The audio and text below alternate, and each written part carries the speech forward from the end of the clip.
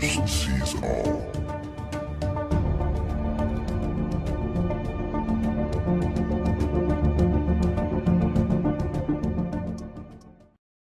Hi, welcome everyone. Well, look at that. So we're timed today. There's one chemtrail. You can see that he's staying there, and watch this. Where's the other one? Another one coming right beside him. I don't know if he's going to leave a trail though. Could be.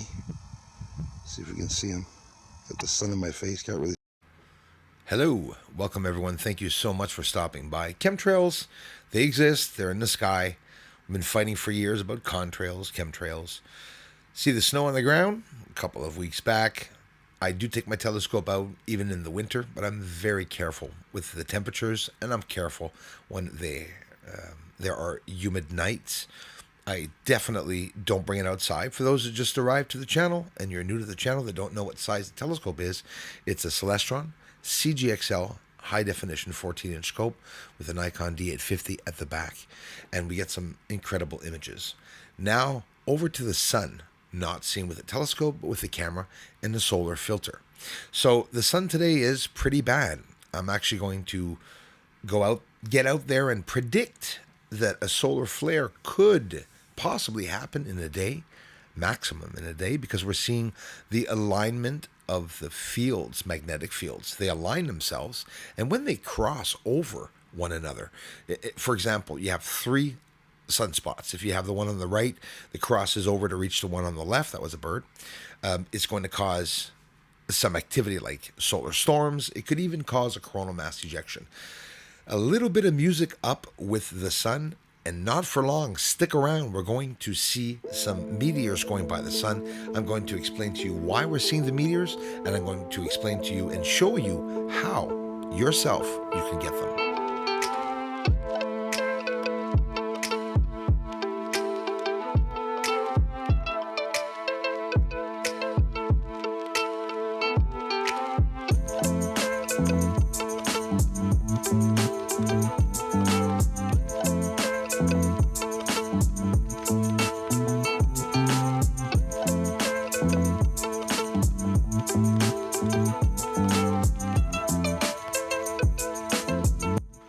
So check this out. Did you see it? Let me show it to you one more time. There's two objects I caught going by. I'll talk to you all about the pollen and insects after, and the dangers and how to differentiate them. I'm here to prove that being honest and showing people what it looks like when you do get insects. And summer's about to start, and the pollen very soon. You know, April, it'll start at one point, not now because the snow just melted here, but it will happen. So this is an asteroid, debris. Also, it can be debris. Hear me out, right? I wouldn't think it's a UFO because it's spiraling out of control. It looks like nothing that's being controlled. Leftover debris. There are thousands of pieces of debris out there. This is another piece. You just saw it. Do you see what I'm doing though? Descending the exposure. I'm showing you exactly the filtering that I'm doing. Slowing it down. You'll see here with the green filter now. Still, then I'm going to try to bring the exposure down. Quite simply. Watch what happens. You'll be able to see that there are objects flying around the sun. Well, as a matter of fact, this can be absolutely in its orbit, but you have to know which top part is the top part of the sun, because when CMEs occur, coronal mass ejections, it throws out a lot of plasma from the sun. Even here at the filter here, you could also see it's debris. It's something spiraling around. When there's a lot of activity on the sun, the sun spits out a lot of stuff.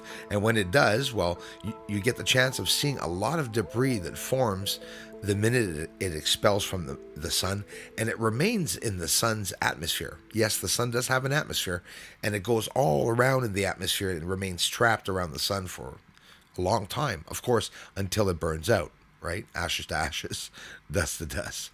So this is the sun with a solar filter, and I quite simply am using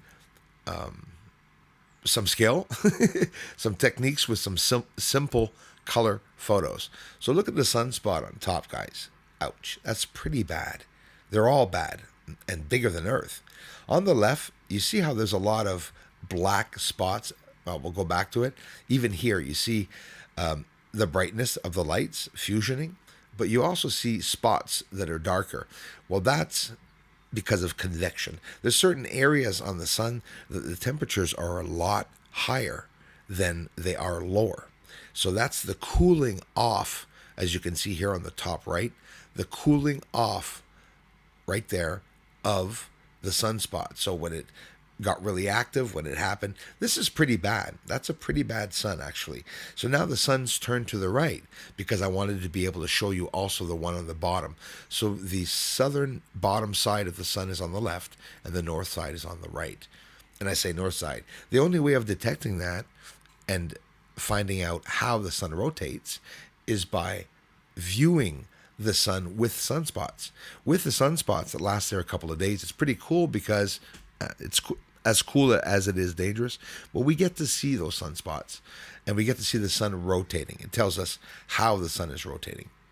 And I'm telling you, what I read in science books and what I see visually with the camera are two very different things. It's hard to understand how the solar system works. And when you start viewing these celestial objects actually with devices like cameras and whatnot, it becomes really, really interesting.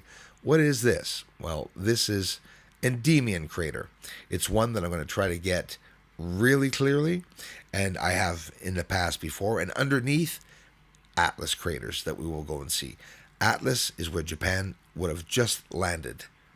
And very oddly, Japan's assassination attempt on the prime minister hours after that spacecraft would have landed. Still haven't heard anything yet. Over to last night's UFOs.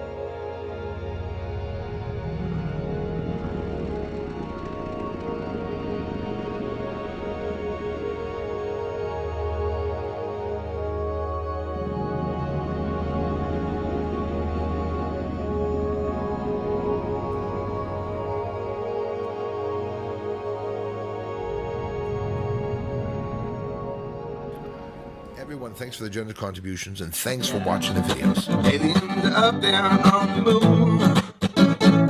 They may be even coming right here soon. Aliens are landing on the moon. Yes, they are up there. Doesn't matter cause disclosure's coming soon.